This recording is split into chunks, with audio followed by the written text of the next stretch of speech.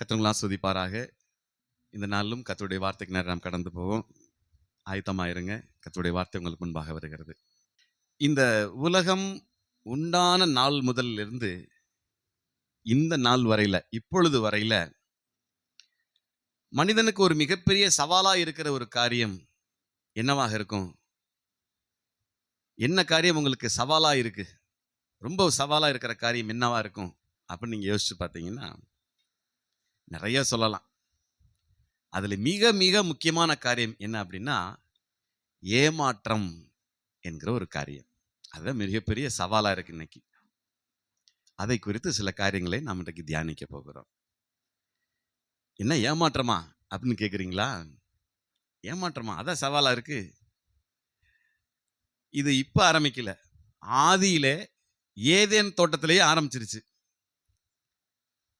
பொல்லாத பிசாசானவன் வஞ்சகமாய் தந்திரமாய் மனுஷனை ஏமாற்றினான். ஏமாற்றம் எங்க ஆரம்பிச்சிச்சு? ஏதேன் தோட்டத்திலே ஆரம்பிச்சிருச்சு. ஆனா இன்னைக்கு வரைக்கும் அந்த ஏமாற்றம் நடந்து கொண்டே தான் இருக்கிறது. பொல்லாத பிசாசானவன் தேவன் தம்மை போலவே உண்டாக்கின மனுஷனை தந்திரமான நயவஞ்சக பேச்சினாலே அவன் மயக்கி ஏமாற பண்ணினான். இது வேதம் நமக்கு கற்றுக் கொடுக்கிற வார்த்தையாக இருக்கிறது. சரி, உங்கள்கிட்ட ஒரு கேள்வி. நீங்க எப்பொழுதாவது ஏமாந்து இருக்கிறீங்களா?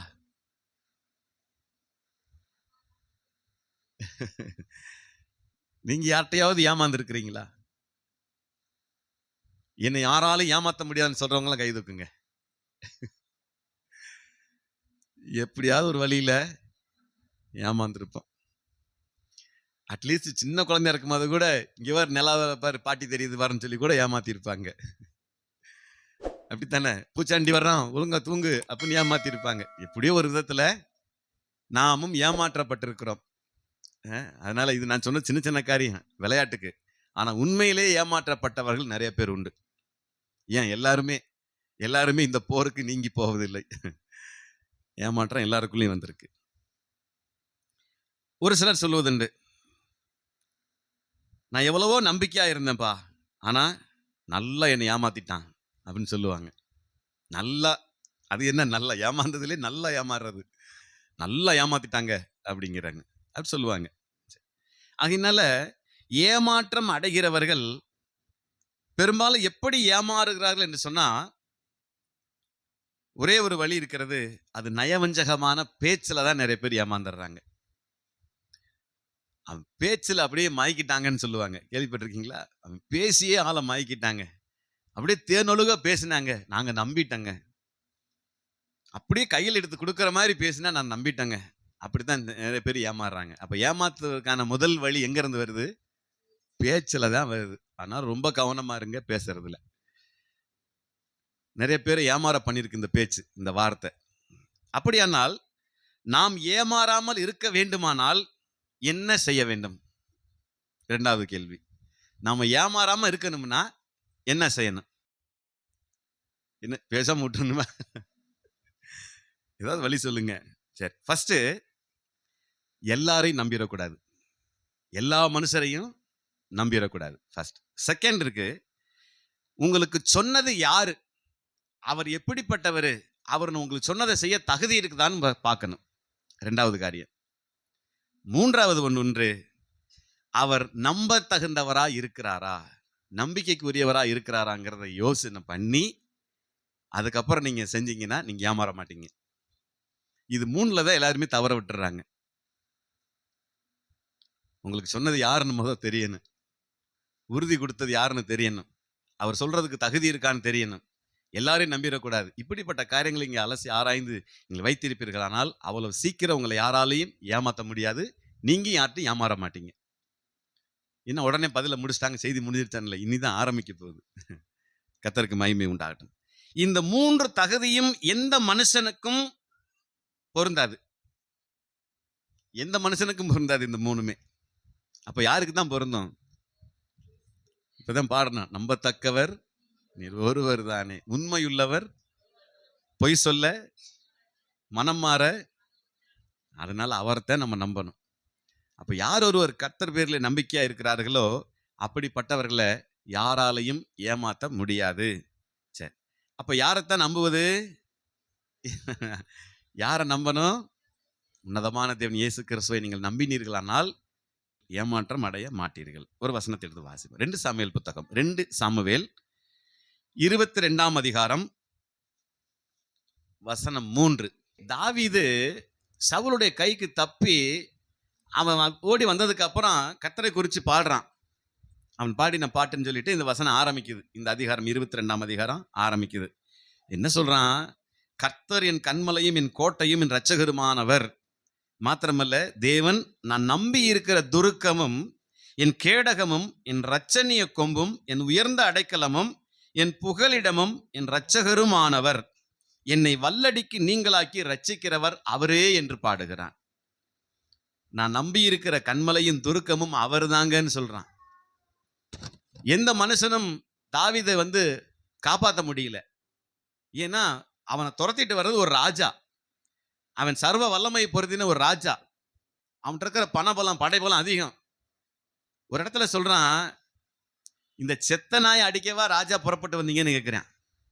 அப்ப அவன் எப்படி தன்னை தாழ்த்துறான் பாருங்க. அடே, நான் ஒரு செத்த நாய் மாதிரி இருக்கிறேன், என்னையவா அடிக்க வந்த? அப்ப அப்படிப்பட்ட படைபலம் கொண்ட அந்த சவுலுடைய கைக்கு தப்பி ஓடுகிற பொழுது இவன் பாடின அந்த பாட்டு, என் நம்பிக்கைக்கு உரியவர் அவர்தான். நான் எந்த மனுஷனும் என்னை காப்பாற்ற முடியாது, அவர்தான் என்னை காப்பாத்தினாரு. என் இரட்சகர் அவர், நான் நம்பி இருக்கிற துருக்கம் அவர். அப்படி சொல்லி நான் யார் மேல் நம்பிக்கையா இருந்தான்னு சொல்லி அவன் பாடுறான் பாருங்க.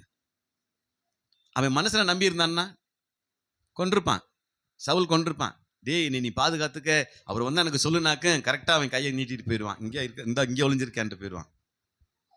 ஆனா தாவீது கர்த்தரை நம்பி இருந்தான்.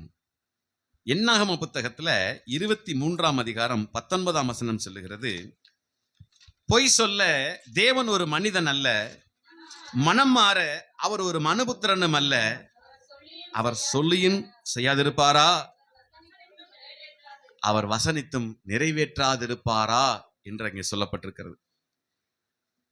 நாம் இதைத்தான் ஏற்கனவே பாடல்லையும் பாடணும். பொய் சொல்ல அவர் மனிதன் அல்ல, மனம் மாற அவர் மனுபுத்திரன் அல்ல.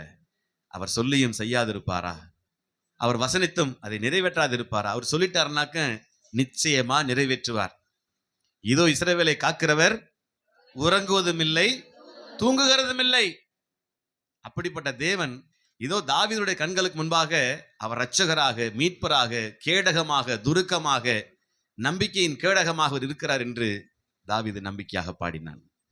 ஆமென். அருமையான கர்த்தருடைய பிள்ளைகளே, யோபுடைய வாழ்க்கையிலே நீங்கள் நிறைய கேள்விப்பட்டிருப்பீங்க. யோபுடைய வாழ்க்கையில் அவன் சந்திக்காத உபத்திரவமே கிடையாது. அவ்வளவு நிந்தனைகள், உபத்திரவங்கள் அவனுக்கு வந்துச்சு. வாசிங்க 4ஆம் அதிகாரம் எடுத்துக்கொள்ளுங்க. யோபு 4ஆம் அதிகாரம், அதுல வசனங்கள் 17 முதல் 19 வரை வாசிக்கலாம். மனுஷன் தேவனை பார்க்கிலும் நீதிமானா இருப்பானோ? கேட்கிறாரு, ஏப்பா மனுஷன் உன்னதமான தேவனை காட்டிலும் நீதிமானா இருப்பானோ? இருக்க முடியாது. மனுபுத்திரன் தன்னை உண்டாக்கினவரை பார்க்கிலும் சுத்தமாய் இருப்பானோ? மனுஷன் தன்னை உண்டாக்கின உன்னதமான கர்த்தரை விட சுத்தமானவனா இருப்பானோ? இருக்க முடியாது. 2 காரியத்தை கர்த்தர் அங்க கரெக்டா சொல்ற பாருங்க. மனுஷன் தேவனை பார்க்க நீதிமானா இருக்க முடியுமா? முடியாது. அவரை போல சுத்தமானா இருக்க முடியுமா? முடியாது. ஏன் சொல்றாருன்னா அடுத்து 18 19 வாசிங்க. கேளும், அவர் தம்முடைய பணிவிடைக்காரரிடத்தில் நம்பிக்கை வைப்பதில்லை, தம்முடைய தூதரின் மேலும் புத்தியினத்தை சுமத்துகிறாரே. புழுதியில் அஸ்திபாரம் போட்டு மண் வீடுகளில் வாசம் பண்ணி பொட்டு பூச்சியால் அரிக்கப்படுகிறவர்கள் மேல் அவர் நம்பிக்கை. அப்ப தம்முடைய தூதர்களை நம்ப மாட்டாராம். ஏன்?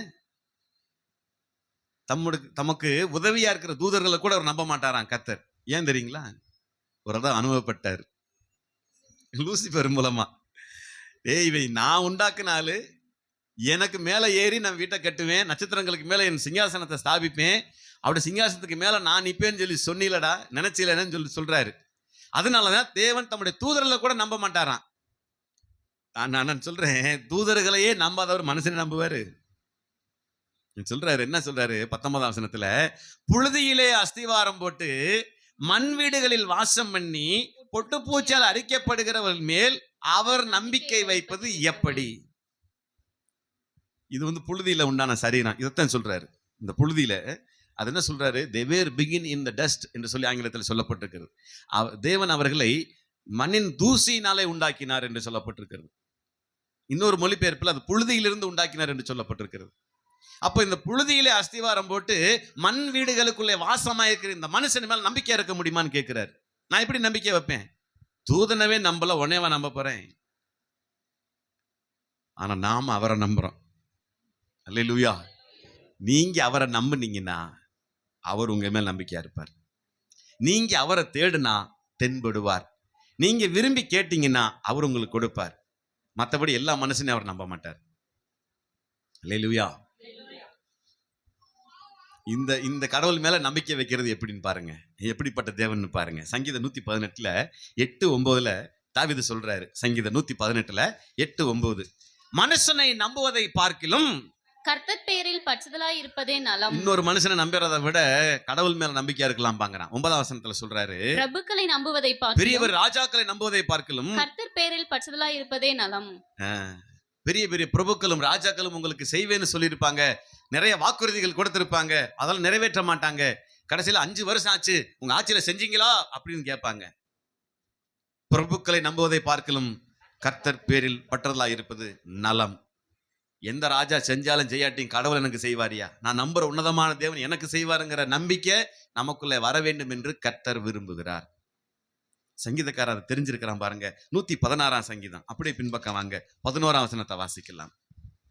எந்த மனுஷனும் பொய்யன் என்று என் மனக்கலக்கத்தில் சொன்னேன். பாருங்க, எல்லா மனுஷனும் எப்படிப்பட்டவங்களாம்? எல்லாம் பொய்காரங்க, யாரையும் நம்ப முடியாது. அதனால சொன்னேன், யாரையும் எந்த மனுஷனையும் நம்ப முடியாது. இதான் கர்த்தர் சொன்னாரு. அவன் புழுதியில் அஸ்திவாரம் போட்டு மண் வீடுகளில் வாசமாக இருக்கிற இந்த மனுஷனை நம்புவானான்னு கேட்கிறாரு. அதனால சங்கீதக்காரன் தெரிஞ்சிருந்து சொல்றான், எந்த மனுஷனும் பொய்யன் என்று என் மனக்கலக்கத்திலே சொன்னேன். நான் ஒரு உள்ளத்துல வேதனைப்படுறேன்ப்பா, எல்லா மனுஷனும் பொய்காரனா இருக்கான் அப்படின்னு சொல்லி சங்கீதக்காரன் இந்த வார்த்தையை சொல்லுகிறான். கர்த்தர் ஏவி இருக்கிறார், அதனால சொல்றான். அப்படியானால் நீங்கள் ஏமாற்றம் அடையாமல் இருக்க வேண்டுமானால் இயேசுவை மட்டும்தான் நம்ப முடியும், வேற யாரையும் நம்ப முடியாது. இயேசு கிறிஸ்துவின் மேல மட்டும்தான் நம்பிக்கை வைக்க முடியும் வேண்டும் என்று கர்த்தருடைய வார்த்தையில தெளிவா சொல்லப்பட்டிருக்கிறது. புதிய ஏற்பாட்டுக்கு வந்துருங்க. 1 தீமோத்தேயுவின் புத்தகம் 6ஆம் அதிகாரத்துல 17 - 19 வரைக்கும் நீங்க வாசிக்கலாம். ஆனா 17 மட்டும் வாசிங்க. இவ்வுலகத்திலே ஐஸ்வர்யம் உள்ளவர்கள் இருமாப்பான சிந்தை உள்ளவர்களா இராமலும் நிலையற்ற ஐஸ்வர்யத்தின் மேல் நம்பிக்கை வையாமலும் சகலவித நன்மைகளையும் நமக்கு சம்பூரணமாய் கொடுக்கிற ஜீவனுள்ள தேவன் மேலேயே நம்பிக்கை வைக்கவும். போதும். நிலையற்ற ஐஸ்வர்யத்தின் மேல் நம்பிக்கை வச்சுக்கிட்டு இருக்கிறாங்க நிறைய பேர். என்கிட்ட இருக்கு, நான் பணத்தை விட்டு எறிஞ்சா எத்தனை பேர் வேணும் உனக்கு? நிலையற்ற ஐஸ்வர்யம். இந்த பணத்தை பத்தி சொல்லும்போது, இன்னைக்கு ஒருத்தன்ட்ட இருக்குமா பாருங்க, நீங்களே சொல்லி, நாளைக்கு அது நிலையில்லாதது. இன்னைக்கு உங்கள்கிட்ட இருக்கு, ஆனா நாளைக்கு யாரு கைக்கு போகும்னு நமக்கு தெரியாது. இன்னைக்கு இருக்கு, நாளைக்கு இருக்காது. இன்னைக்கு பை நிறைய இருக்கு, நாளைக்கு பை பூரா காலியா இருக்கு. அதான் நிலையற்ற ஐஸ்வர்யம்னு வேதம் சொல்லுது. அப்ப நிலையற்ற ஐஸ்வர்யத்தின் மேல நீங்க நம்பிக்கை வைக்காதீங்க. அப்ப யார் மேல நம்பிக்கை வைக்க சொல்றாரு? தீமோத்தேயு சொல்லும்போது, தீமோத்தேயுக்கு பவுல் சொல்லும்போது சொல்றாரு, ஜீவனுள்ள தேவன் மேலேயே நம்பிக்கை வைங்கிறாரு. ஏன்னா அவர் ஒருத்தர் தான் மாறாதவர். அவர் ஒருத்தர் தான் ஆதியிலிருந்து அந்த வரைக்கும் இன்ன வரைக்கும் இருந்துட்டு இருக்கிறார். அவர் அப்படியே இருக்கிறவராகவே இருக்கிறேன் என்று சொல்லுகிறார். I am that I am என்று சொல்லப்பட்டிருக்கிறது. நான் இருக்கிறவராகவே இருக்கிறேன் என்று சொல்லுகிறார். இன்னைக்கு இருந்து நாளைக்கு அடுப்புல போடப்படுகிற புல்லுக்கு ஒப்பாக மனுஷன் இருக்கிறான். அவனை நம்பாதீங்க. இன்னைக்கு இருப்பான், நாளைக்கு தர்றேன்னு சொல்லிட்டு போவான், நாளைக்கு தரமாட்டான், அவன் இருக்க மாட்டான். அவன் நிலையில்லாத மனுஷன், அவன் நம்பிட்டு இருக்கிறவன் நம்ம. அதனால எந்த மனுஷனும் பொய்யன் என்று என் மனக்கலக்கத்தில் சொன்னேன் என்று தாவீது சொல்லுகிறான். வாசிங்க கொலைசெயர் புத்தகம் 1ஆம் அதிகாரம் 6ஆம் வசனம். கொலைசெயருக்கு எழுதின நிருபம் 1ஆம் அதிகாரத்துல 6ஆம் வசனம். அந்த நம்பிக்கையை குறித்து நீங்கள் முன்னமே சத்தியவசனமாகிய சுவிசேஷத்தினாலே கேள்விப்பட்டிருக்கிறீங்க. அந்த சுவிசேஷம் உலகமெங்கும் பரம்பி பலன் தருகிறது போல உங்களிடத்திலும் அந்த சுவிசேஷம் வந்து நீங்கள் அதை கேட்டு, அந்த சுவிசேஷத்தை கேட்டு தேவ கிருபையை சத்தியத்தின்படி அறிந்து கொண்ட நாள் முதல் அது உங்களுக்குள்ளும் பலன் தருகிறதா இருக்கிறது. ஜீவன் உள்ள தேவன் மேல நீங்க வைக்கிற நம்பிக்கை உங்களுக்குள்ள பலன் தருகிறதா இருக்கிறது. நீங்க மற்ற மனுஷன் மேல நம்பிக்கை வச்சீங்கன்னா பலன் தராது, பலன் இருக்காது. ஏமாற்றம் தான் மிஞ்சும்.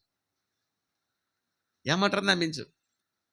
எத்தனை பேர் கடன் கொடுத்துருப்பாங்க, கடன் கொடுத்துட்டு அந்த கடன்கார இறந்ததுக்கு அப்புறமா வீட்டில் போய் நிற்பாங்க. நீங்க யோசிச்சு பாருங்க, உங்க அப்பா இவ்வளோ கடன் வாங்கி வச்சுட்டு போயிருக்காரு, அதை தந்தா தான் பாடி எடுக்க விடுவேன் அப்படின்னாக்க அந்த சூழ்நிலை நினைச்சு பாருங்க. நிறைய பேருடைய வாழ்க்கையில் நடந்திருக்கு. அப்போ அந்த அந்த அந்த அவன் எப்படி நம்பி கொடுத்துருப்பான் பாருங்க.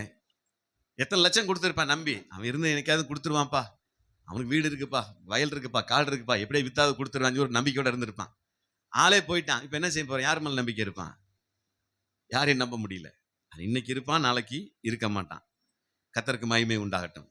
1 யோவான் புத்தகம் 3ஆம் அதிகாரம் 3ஆம் வசனம்.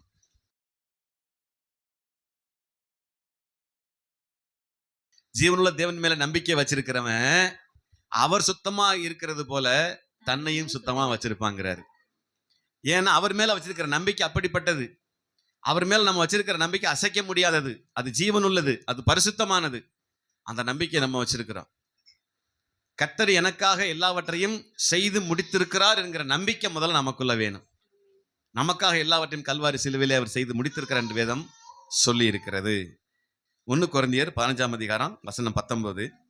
இம்மைக்காக மாத்திரம் நாம் கிறிஸ்துவின் மேல் நம்பிக்கையுள்ளவர்களாய் இருந்தால் எல்லா மனுஷரை பார்க்கிலும் பரிதபிக்கப்படத்தக்கவர்களாய் இருப்போம். என்ன சொல்றாரு பாருங்க, இந்த பூமிக்குரிய வாழ்க்கைக்காக இன்னைக்கு எனக்கு தேவைக்காக கடவுள் நம்பி இருந்தீங்கன்னா நம்மைய மாதிரி பரிதபிக்கப்படத்தக்கவர்கள் யாரும் இல்லை.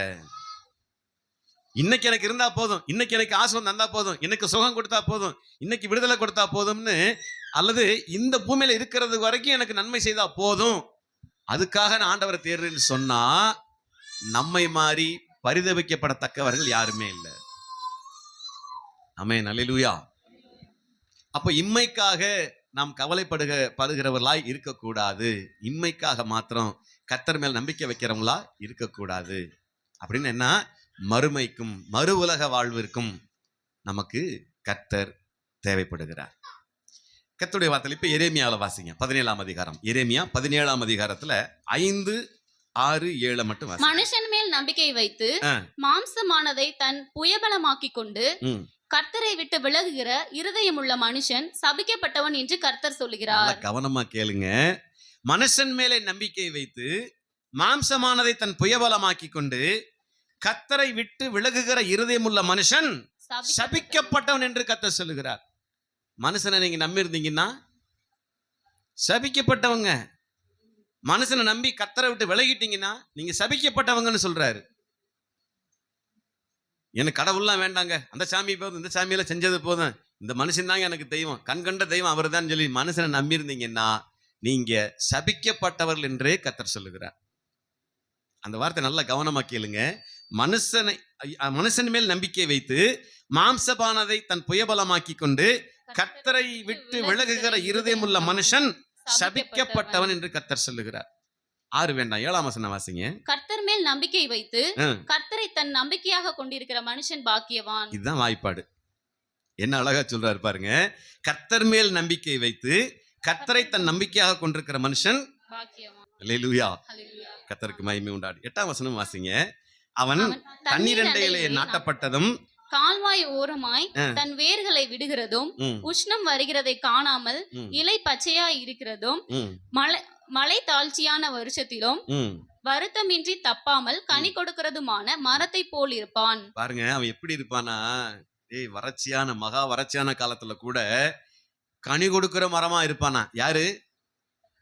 கர்த்தர் மேல் நம்பிக்கை வைத்து கர்த்தரே தன் நம்பிக்கையாக கொண்டிருக்கிற மனுஷன் பாக்கியவான். அவன் தண்ணீர்களண்டையிலே நாட்டப்பட்டதும் வாய்க்கால் ஓரமாய் வேர்களை விடுகிறதும் தன் காலத்தை தன் கனியை தந்து உஷ்ண காலத்தை தன் கனியை தந்து அவன் பசுமையா இருக்கிற மரத்தை போல கனி கொடுக்கிறவனா இருப்பான்னு சொல்லப்பட்டிருக்கு. என்ன அழகா சொல்றாரு பாருங்க. மனுஷன் நம்புறவன் சபிக்கப்பட்டவன். நல்லா ஞாபகம் வச்சுக்கோங்க. ஒரு காரியத்தை உங்களுக்கு சொல்லிட்டு அந்த செய்தியோட இறுதி அந்த கட்டத்துக்கு நான் வந்துடுறேன். வாழ்க்கையில மிகப்பெரிய ஏமாற்றம் என்ன தெரியுமா? மிகப்பெரிய ஏமாற்றம் அப்படின்னா என்ன தெரியுமா? நான் கல்யாணத்தனைக்கு ஏமாத்துட்டேன்னு சொல்லுவாங்க நிறைய பேர். அது இல்ல. மிகப்பெரிய ஏமாற்றம் என்னவா இருக்கும்? சொல்லுங்க பாப்பா. சொல்றேன், கவனமா கேளுங்க. நமக்கு இன்னும் நிறைய நேரம் இருக்குது, இன்னும் நிறைய நேரம் இருக்குன்னு நம்பிட்டு இருக்க பாருங்க, அதுதான் பெரிய ஏமாற்றம். நமக்கு இன்னும் நிறைய நேரம் இருக்குது, நாளைக்கு பேசிக்கும், நாளைக்கு போய் சமாதானம் பண்ணிக்கும், நாளைக்கு அப்பா அம்மா கிட்ட நேரம் செலவிடுவோம், நாளைக்கு போய் மன்னிப்பு கேட்போம், இன்னும் நாள் இருக்குது, இன்னும் நேரம் இருக்குது, அப்ப நம்புற பாருங்க, இதுதான் பெரிய ஏமாற்றம். நீங்க நினைச்சிருப்பீங்க நாளைக்கு போய் அவரை பார்த்து எப்படியாவது மன்னிப்பு கேட்டுடலான்னு, நாளைக்கு இருக்க மாட்டார் அவரு. எங்க அப்பா அம்மா கூட நேரம் செலவிடணும், நாளைக்கு போலாம் அப்ப நீங்க நினைச்சிருப்பீங்க, உங்க அப்பா அம்மா இருக்க மாட்டாங்க. நாளைக்கு போய் அவரை பார்த்து கேட்டுக்கலாம்பீங்க, நாளைக்கு அவர் இருக்க மாட்டாரு, நாளைக்கு நீங்க இருப்பீங்களான்னு தெரியாது. அப்ப வாழ்க்கையில பெரிய ஏமாற்றம் எதுன்னா, நாளை தள்ளி போடுறது, அதுதான் பெரிய ஏமாற்றம். ஒரு வரலாற்று ஆசிரியர் சொல்றாரு, நீ வாழ வேண்டிய இந்த நாளை நாளைக்கு ஏன் தள்ளி போடுறன்னு கேட்கிறாரு. நீ இன்னைக்கு வாழணுமே, நாளைக்கு ஏன் தள்ளி போடுறன்னு கேட்கிறாரு. நல்ல கேள்வி தானே, நல்ல வார்த்தை. இதை படிக்கும் போதே ரொம்ப ஒரு மாதிரி ஆயிடுச்சு எனக்கு. நாளைக்குன்னு தள்ளி போடாதங்கிறார். அது இன்னொரு அந்த ஆசிரியர் சொல்றாரு, பலர் இழந்து போவது தங்களுக்கு வருகிற வாய்ப்பை அல்ல, சரியான நேரத்தை. தாங்கள் இழப்பது வாய்ப்பை அல்ல, நேரத்தை இழக்கிறார்கள். அந்த நேரத்தை நீங்க பயன்படுத்துங்கன்னு கர்த்தர் சொல்றார். அப்ப ஆண்டவருடைய வார்த்தை நமக்கு இப்படித்தான் கற்றுக் கொடுக்கிறது. நீங்கள் நம்பிக்கை வைக்க வேண்டுமானால் அதற்கு சரியான தீர்வு இயேசுவாகத்தான் இருக்க வேண்டும். யார் மேல் நம்பிக்கை வைக்கணும், யாரை நம்புறது அப்படின்னா, நான் சொல்றேன், நீங்க யாரு மேல எந்த மனுஷமே நம்பிக்கை வைக்காதீங்க, கர்த்தர் மேல மட்டும் நம்பிக்கை இருங்க. அதான் கர்த்தர் நமக்கு கற்றுக் கொடுக்கிற பிரத்யேகமான வேத வார்த்தை. ஏனென்றால் அவர் மனம் மாற மாட்டார். மனம் மாற அவர் மனுஷன் அல்ல. அவர் சொல்லியும் செய்யாதிருப்பாரோ என்று அங்கே சொல்லப்பட்டிருக்கிறது. 1 பேதுரு 1:21 வாசிங்க. 1 பேதுருவின் புத்தகம் 1ஆம் அதிகாரம் 21ஆம் வசனம். உங்கள் விசுவாசமும் நம்பிக்கையும் தேவன் மேல் இருக்கும்படி. எது உங்க ஆண்டவர் மேல இருக்கணும்? உங்க விசுவாசம் அவர் மேல இருக்கணும், உங்க நம்பிக்கையும் அவர் மேல இருக்கணும். அவரை மறுத்தொழுந்து எழுப்பி அவருக்கு மகிமையை கொடுத்தார். பாருங்க, நீங்க அவரை நம்புறதுக்காகத்தான் பிதாவாகிய தேவன் குமாரனாகிய இயேசுவிடத்துல அவர் இப்படி உயிர்த்தெழுதலை கொடுத்து மகிமையும் கொடுத்திருக்கிறார். ஏன்? நீங்க அவரை நம்பணுங்கிறதுக்காக, நீங்க அவரை விசுவாசிக்கணுங்கிறதுக்காகத்தான் தேவன் அவருக்கு மகிமையை கொடுத்திருக்கிறார். அதனால நாம யாரை விசுவாசிக்கணும்னா, அந்த உன்னதமான தேவன் இயேசு மேலதான் நம்ம விசுவாசத்தை வைக்க வேண்டியிருக்கிறது. இன்றைக்கு வேதத்துல வாசித்தோம், சங்கீதம் 34 வாசித்தோம் இல்லையா? 34 சங்கீதம் 8ஆம் வசனத்துல சொல்றாரு, கர்த்தர் நல்லவர் என்பதை அவர் மேல் நம்பிக்கையா இருக்கிற மனுஷன் பாக்கியவான். அவர் நல்லவருங்கிற ருசிச்சு பாருங்க. அது மட்டும் இல்ல, அவர் மேல நம்பிக்கையா இருக்கிற மனுஷன் பாக்கியவான் என்று கர்த்தருடைய சங்கீதத்தில் சொல்லப்பட்டிருக்கிறது. 146ஆம் சங்கீதத்துல 3, 4, 5 மட்டும் வாசிச்சு நம்ம நிறைவு செய்வோம். சங்கீதம். பிரபுக்களையும் ரட்சிக்க திராணி இல்லாத மனுபுத்திரனையும் நம்பாதேயுங்கள், அவனுடைய ஆவி பிரியும், அவன் தன் மண்ணுக்கு திரும்புவான், அந்த அந்நாளிலே அவன் யோசனைகள் அழிந்து போம். பாருங்க, இப்ப நீங்க நாசில சுவாசம் உள்ள மனுஷனை நீங்க நம்பி இருந்தீங்கன்னா, அவன் ஆவி ஒரு நாள் பிரிஞ்சிடும். அவன் ஆவி பிரிஞ்சதுக்கு அப்புறம் நீங்க யாரை நம்புவீங்க? செத்து போன மனுஷன் நம்புவீங்களா? ஐயோ, அவர் எனக்கு செய்யறேன்னு சொன்னாருங்க, உள்ளது ஆவி இல்லையே, ஆவி பிரிஞ்சு போயிருச்சு. யாக்கோபின் தேவனை தன் துணையாக கொண்டிருந்து தன் தேவனாகிய கர்த்தர் மேல் நம்பிக்கையை வைக்கிறவன் பாக்கியவான். பாருங்க, அழகா சொல்றாரு, தன் தேவனாகிய கர்த்தர் மேல் நம்பிக்கை வைக்கிறவன் பாக்கியவான் என்று சங்கீதத்தில் சொல்லப்பட்டிருக்கிறது. இன்னொரு இம்பார்ட்டன்டான ஒரு சங்கீதம் இருக்கு, 22ஆம் சங்கீதம். 22ஆம் சங்கீதத்தில் 4, 5 மட்டும் வாசிங்க. எங்கள் பிதாக்கள் உம்மிடத்தில் நம்பிக்கை வைத்தார்கள், நம்பினவர்களை நீர் விடுவித்தீர். உம்மை நோக்கி கூப்பிட்டு தப்பினார்கள், உம்மை நம்பி வெட்கப்பட்டு போகாதிருந்தார்கள். எங்களோட முன்னோர்கள்லாம் எப்படி இருந்தாங்களாம் அது சொல்றாரு சங்கீதக்காரன் தாவீது சொல்றாரு, எங்க முன்னோர்கள்லாம் உண்மை தான் நம்பி இருந்தாங்கப்பா. உண்மை நம்பி இருந்து கேடான பாதைகளுக்கு தப்பிக்கிட்டாங்க, கெடுதல்களுக்கும் மீறுதல்களுக்கும் அவங்க தப்பிட்டாங்க, போராட்டங்களுக்கு அவங்க தப்பிட்டாங்கன்னு சொல்றாரு. அது மட்டும் இல்ல, 5ஆம் வசனம் சொல்லுங்க. 5ஆம் வசனத்துல உம்மை நோக்கி கூப்பிட்டு தப்பினார்கள், உம்மை நோக்கி கூப்பிட்டு தப்பிட்டாங்க. அடுத்து உம்மை நம்பி வெட்கப்பட்டு போகாதிருந்தார்கள். அவர் நம்புறனா அவங்க வெட்கப்பட்டே போகல. அல்லேலூயா. அதனால அவரை நம்புகிற, இன்னைக்கு சங்கீதம் 34ஆம் சங்கீதம் கடைசி வசனத்துல வாசிச்சோம், அவரை நம்புகிற ஒருவன் மேலும் குற்றம் சுமராது. அப்போ இன்னைக்கு ஏமாற்றத்துல ஆரம்பிச்சோம். எதனால ஏமாற்றம் வருதுன்னா, நம்பிக்கை வைக்க முடியாதவங்க மேல நம்பிக்கை வச்சுட்டான். யாரெல்லாம் நம்ப கூடாது அவங்க மேல நம்பிக்கை வச்சுட்டான். அவன் இன்னைக்கு இருந்து நாளைக்கு போயிடுவான்.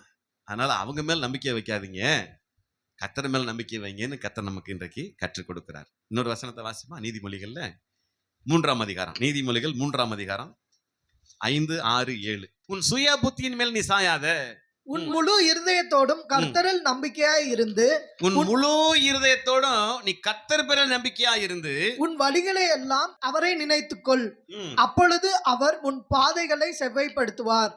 நீ உன்னை ஞானி என்று எண்ணாதே, கர்த்தருக்கு பயந்து தீமையை விட்டு விலகு. நீ அவர் மேல் நம்பிக்கையா இருப்பா, உன் கால் சிக்கிக்கொள்ளாதபடிக்கு அவர் பாதுகாப்பாரு, உன் வழியில அவர் துணையா இருப்பாரு, உனக்கு சகலத்தையும் அவர் செஞ்சு கொடுப்பாரு, நீ அவரை மட்டும் நம்பிருன்னு சொல்லிட்டு சாலமன் ஞானி அங்கே சொல்லி வைத்திருக்கிறார்.